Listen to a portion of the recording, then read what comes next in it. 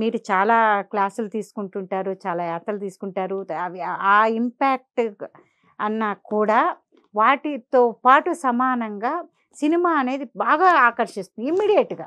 Cinema గాని, social మాధ్యమం ఈ మాధ్యమాల ద్వారా సినిమా అనేది ఒక మంచి మీడియం.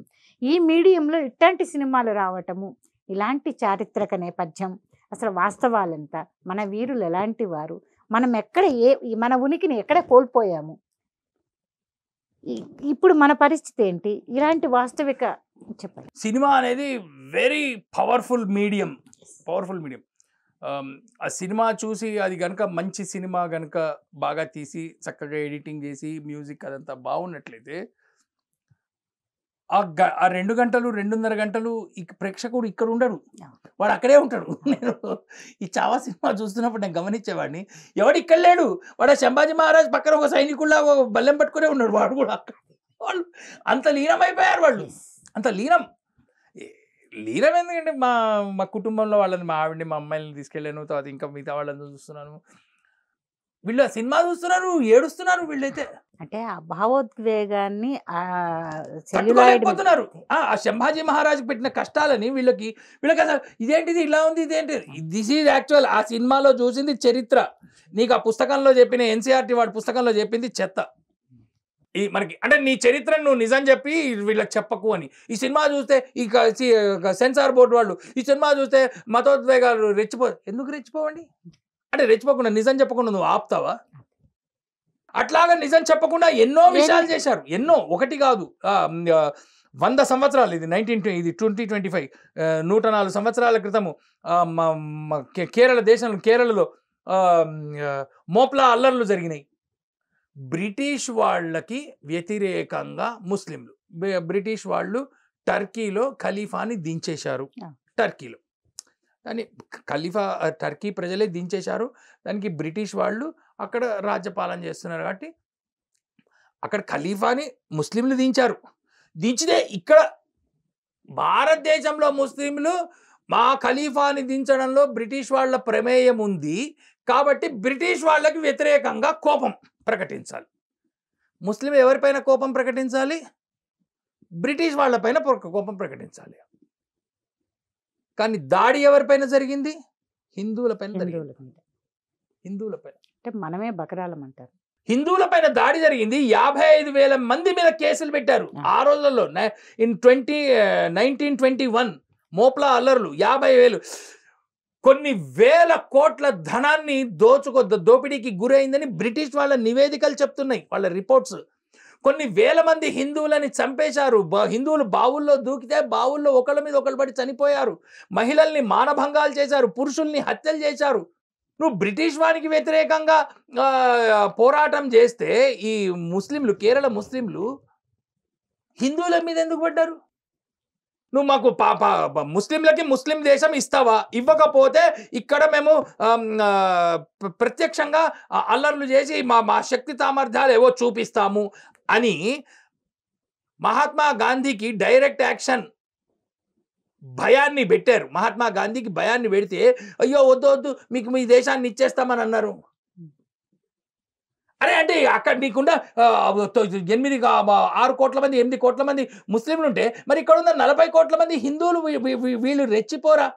వీళ్ళకేమో వద్దు మీరేం పట్టుకోకండి, మీరు మనమంతా ఆయుధాలు లేవు, మనమంతా నిశ్శస్త్రంగా దెబ్బలు తింటూ లాఠీ దెబ్బలు తింటూ బొక్కలు ఇరగొట్టుకుంటూ స్వాతంత్రాన్ని వస్తే సాధిస్తాను లేకపోతే లేదు అని చెప్పేటువంటి సిద్ధాంతాన్ని మన నాయకులు, నేను చెప్పేది టర్కీ వాడో అరేబియా వాడో చెప్పలే, మన హిందూ నాయకులు మనకి చెప్పారు. సావర్కర్ ఏమో వాడు ఒక రాయి వేస్తే వాడి మీద ఇటుక వేయాలరా అంటే సావర్కర్ని దొంగ అన్నారు. నేతాజీ సుభాష్ చంద్రబోసు మన ఎంతకాలం ఈ లాఠీ దెబ్బలు తింటాము? నేతాజీ సుభాష్ చంద్రబోస్ అన్నారు, తిలక్ అన్నారు, సావర్కర్ అన్నారు, చంద్రశేఖర్ ఆజాద్ అన్నాడు, భగత్ సింగ్ అన్నాడు, అల్లూరి సీతారామరాజు అన్నాడు, వీళ్ళందరూ అన్నారు. వీళ్ళంతా సుబ్రహ్మణ్య భారతి అన్నాడు, చిత్తరంజన్ దాస్ అన్నారు, వీళ్ళంతా అన్నారు. వీళ్ళంతా మనం ఈ దెబ్బలు తినే సిద్ధాంతం కాదు మంది. హిందువులు వీరులు యుద్ధం చేస్తారు. నేతాజీ సుభాష్ చంద్రబోస్ భారతదేశానికి సమర్థనగా సైన్యాన్ని తయారు చేస్తుంటే నేతాజీకి బుర్ర తిరిగిపోయింది. ఆయన ఒక తప్పుదారిలో వెళ్తున్నటువంటి ఒక దేశభక్తుడని అనుకుంటున్నటువంటి వ్యక్తి అని ఎవరన్నారు? మన వాళ్ళు అన్నారు. నేను అరేబియా వాడో చైనా వాడో బ్రిటిష్ వాడో కాదు, మన వాళ్ళు అన్నారు. కాబట్టి ఆ మనవాళ్ళు అన్నటువంటి ఈ సిద్ధాంతాల్ని ప్రమోట్ చేసి మన సమాజాన్ని తొక్కి పడేస్తే ఎవరు ఊరుకున్నారు? ఏం లేదు. Satyagraha was a major failure. Yes. Satyagraha was a failure. British వాళ్ళు చెప్పారు గాంధీజీ సత్యాగ్రహం ఉంటే మాకేముందని, మాకేం ఇబ్బంది లేదు కదా అన్నారు. ఈ నేతాజీ సుభాష్ చంద్రబోస్ సైనికులు ముంబైలో 1946లో వాళ్ళు తిరుగుబాటు చేసేసేటప్పటికి ఇంకా సైన్యంలో తిరుగుబాటు వస్తే ఇంకా బ్రిటిష్ వాడు ఈ దేశాన్ని కంట్రోల్ చేయలేడు. అందుకని వాడు వెంటనే ముక్కలు చేసి వెంటనే హిందువులకి హిందూ దేశం, ముస్లింలకి ముస్లిం దేశం అయినప్పటికీ హిందూ దేశంలో ఉన్న ముస్లింలని అక్కడికి పంపించకుండా ఇక్కడే మన వాళ్ళు ఆపారు. ముస్లింలకి ముస్లిం దేశం అని అడిగింది జిన్నా కదండి, ముస్లింలకు ముస్లిం దేశం. మరి ఇప్పుడు హిందూ దేశంలో హిందువులు ఉండాలి కదా అని వాళ్ళు అక్కడి నుంచి హిందువులందరినీ తరిమేశారు కదా. మరి అప్పుడు ఇక్కడి నుంచి ఉన్న ముస్లింలందరినీ పంపాలి కదా అక్కడికి. మనం కూడా జాగ్రత్తగా పంపాలి, జాగ్రత్తగా రైళ్ళు ఎక్కించి బాబు మరి పోనీ మనం వాళ్ళు పంపినట్టు మనం రక్తపాతాలు సృష్టించకుండా మామూలుగా మీరు అందరూ వెళ్ళిపోండి మీ దేశం వచ్చేసిందని పంపాలి కదా. పంపకుండా ఆపింది ఎవరు? జవహర్లాల్ నెహ్రూ కాదా? No, we will keep our Muslims. What are we doing? Those Muslims are ఇవాళ ఈ వక్ఫ్ బోర్డుని ఇవన్నీ మాది ఆస్తి అని అంటున్నారు, అంటాం లేదా? तुम्हारा क्या है, हम भी है तो तुम तब लड़े थे ना, 1947 में लड़े थे अपने देश के लिए और वो पाकिस्तान मिल गया, उसमें जाओ आराम से वोट भी दिया, रेशन भी दिया, జాబ్ మే రిజర్వేషన్ బి దియా. అవి ముస్లింలకి జాబ్ రిజర్వేషన్ల కోసం అని చెప్పేసి వీళ్ళు కొట్టుకుంటున్నారు. ఎవరు? మన పార్టీలు, మన బీఆర్ఎస్ పార్టీ, మన డిఎంకే పార్టీ, మన కాంగ్రెస్ పార్టీ, లేకపోతే ఇంకేదో జనతాదళ్ పార్టీ, ఏవో పార్టీలు. ఇవన్నీ పార్టీలు. ఈ నాయకులు ఎవరు? బయట వాళ్ళు గారు. వీళ్ళు ఎవరు? అరేబియా నుంచో చైనా నుంచో వచ్చిన వాళ్ళు. మన హిందువులు మన దేవీ దేవతల్ని పూజ చేసేవాళ్ళు. మన హిందూ పేర్లు ఉదయనిధి, దయానిధి, చంద్రశేఖరు, లేకపోతే సీతారాము, పేర్లు ఇవి. మన వాళ్ళు మనకి ద్రోహం చేస్తున్నారు అప్పుడు అనుకోకల్ని ఇవాళకి కూడా కంటిన్యూ అవుతుంది. వింటుంటేనే నిజంగానే నరాల వణుకు పుడుతుంది. ఎక్కడే పోతున్నాం మనం అసలు? మన యొక్క ఉనికిని మనం ఇంకొద్ది రోజులు పోయినా అంటే అసలు మన ఉనికి మనం కోల్పోతున్నాం కదా. పరాయి వాళ్ళ పాలనలో మనం అంత నచ్చింది ఏమిటి? మన పరాయి వాళ్ళ పాలన కారణం ఏమిటి? వై అసలు ఇలా ఎందుకు అవుతుంది ఇది అంటే, మన పెద్దవాళ్ళు చెప్తారు,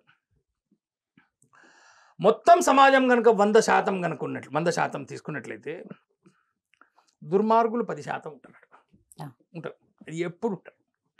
సన్మార్గులు 10% ఉంటారు. వీళ్ళు ఎప్పుడు ఉంటారు. ఈ మిగిలిన 70-80% ఉంటారు. చూసారా అండి? వీళ్ళు యాక్చువల్గా ఎటు పోవాలి అనేది నిర్ణయించేది ఈ మధ్యలో ఉన్న బ్యాచ్. ఈ బ్యాచ్ కనుక దుర్మార్గం వైపు చూసింది అనుకోండి, ప్రపంచం బద్దలైపోతుంది. ఈ 70-80% సన్మార్గుల వైపు చూసుకో, అట్లాంటి రామరాజ్యం ఇంకెక్కడ కనిపించదు. మీకు అర్థమైందా? ఈ 70-80% మంది కనుక డబ్బుగా మంపుగా బానిసల్లా పడుతుంది అనుకోండి, ఇక స్వాతంత్రం కోల్పోయి మొత్తం అంతా భ్రష్టు పడిపోతుంది దేశం అంతా. ఇవాళ మనము మన ఛానల్ ద్వారా ఈ వివేకవంతులు, విద్యావంతులు ఈ 70% లేపాలి. 80% బావు ఇదిరా మన మీద అవుతుందని వాడికి గనక విషయాలు తెలుస్తున్నాయి అనుకోండి, బస్ మనం చేయాల్సింది ఏం లేదు. ఆ 70-80% మేల్కొల్పటము, వాళ్ళకి ఈ విషయాలు చెప్పటము. ఎట్లా అయితే మీరు అనుకుంటున్నారో, ఇవాళ చావా సినిమా చూసిన వాడు ఏమనుకుంటున్నాడు? అయ్యో ఇదేంటి ఇలా అయిపోయిందని అనుకుంటున్నాడు. చావా సినిమా చూడని వాళ్ళు అనేక మంది ఉన్నారు. నా కంపెనీలో నా బాస్ ఉన్నాడు, లేకపోతే నా మిత్రులు ఉన్నారు, అనేక మంది. ఎంత 50 లక్షల మంది చూశారు అనుకోండి చావా సినిమా. 100 కోట్ల మంది చూడలే. 100 కోట్ల మంది చూడలే. కాబట్టి వాడిలో ఈ భావన లేదు. వాడికి ఎంతసేపు ఎంటర్టైన్మెంట్ సినిమాలు, సంక్రాంతికి రిలీజ్ అయిన సినిమాలు, లేకపోతే ఇంకేదో హోలీకి రిలీజ్ అయ్యే సినిమాలు, ఇవే ఎంటర్టైన్మెంట్ సినిమాలు ఉంటాయి. ఎవడైతే చావా సినిమా చూస్తాడో వాడికి ఈ దేశభక్తి కాస్త రగులుతుంది. ఆ సినిమా ప్రభావం ఒక వారం 10 రోజులన్నా ఉంటుంది. అవన్నీ మళ్ళీ కొట్టుకుపోతాడు. ఇవి కాబట్టి ఇట్లాంటి సినిమాల మాధ్యమం ద్వారా ఆ సినిమాలు రావడం ఒకటైతే, సినిమాలు చూడడం ఇంకొకటి. ఆ సినిమా సమాజం అంతా చూడాలి. ఇప్పుడు సమాజం అంతా చూడటం లేదు, కొంత చూస్తుంది. కొంత ఈ ఓటీటీ వచ్చాక ఇంకా తగ్గిపోయింది. అంటే ఓటీటీలో చూస్తున్నారు. కానీ ఇది చెప్పాలి. ఇది